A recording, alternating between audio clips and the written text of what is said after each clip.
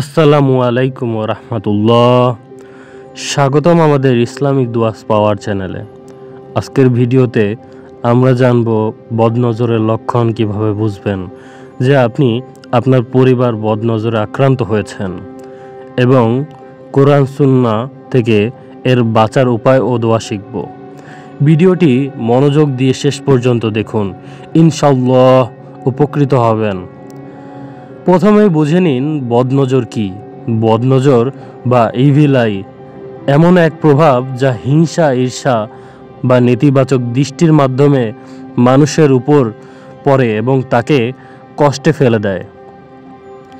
আর এর লক্ষণগুলো হলো হঠাৎ করে শরীর খারাপ হয়ে যাওয়া বা অজানা কারণে অসুস্থ বোধ করা, ব্যবসা বা কাজ হঠাৎ থেমে যাওয়া বা ক্ষতি হতে শুরু করা, বাচ্চাদের অকারণে কান্না করা বা ঘুমাতে না পারা, মাথা ব্যথা, দুশ্চিন্তা, ঘন ঘন দুঃস্বপ্ন দেখা, হঠাৎ করে রাগ, মানসিক চাপ বা বিষণ্ণতা অনুভব করা।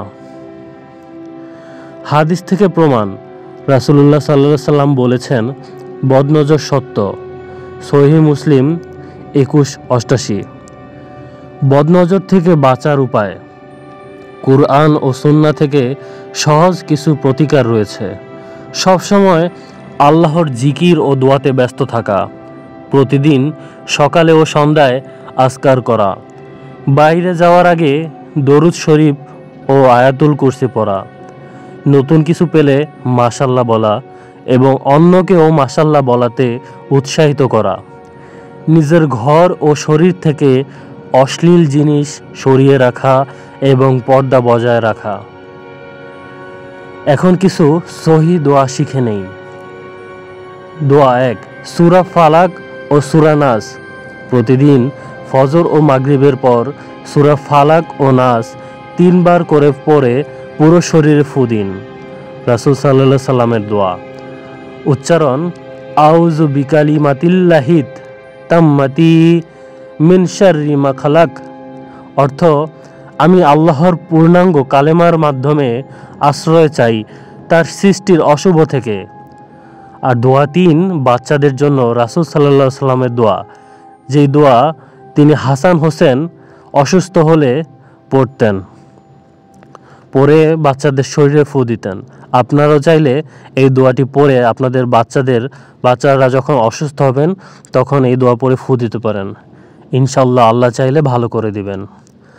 উচ্চারণ, উযু কুমা বিকালিমাতিল্লাহিত তাম্মাতি মিন কুল্লি শাইতানিন ওয়া হাম্মাতিন ওয়া মিন কুল্লি আইনিন লাম্মাতিন।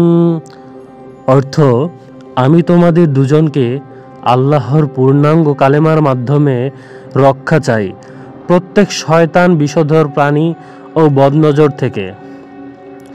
প্রতিদিন ফজর ও এশার পর আয়াতুল কুরসি পাঠ করুন। ঘর থেকে অশ্লীল ছবি, সঙ্গীত ও অশান্তির কারণ সরিয়ে ফেলুন। সবসময় আল্লাহর উপর ভরসা রাখুন এবং নামাজ কায়েম করুন। বন্ধুরা, বদনজর সত্য এবং এর প্রভাব খুবই গভীর হতে পারে। তবে মনে রাখবেন, আল্লাহই একমাত্র রক্ষাকারী।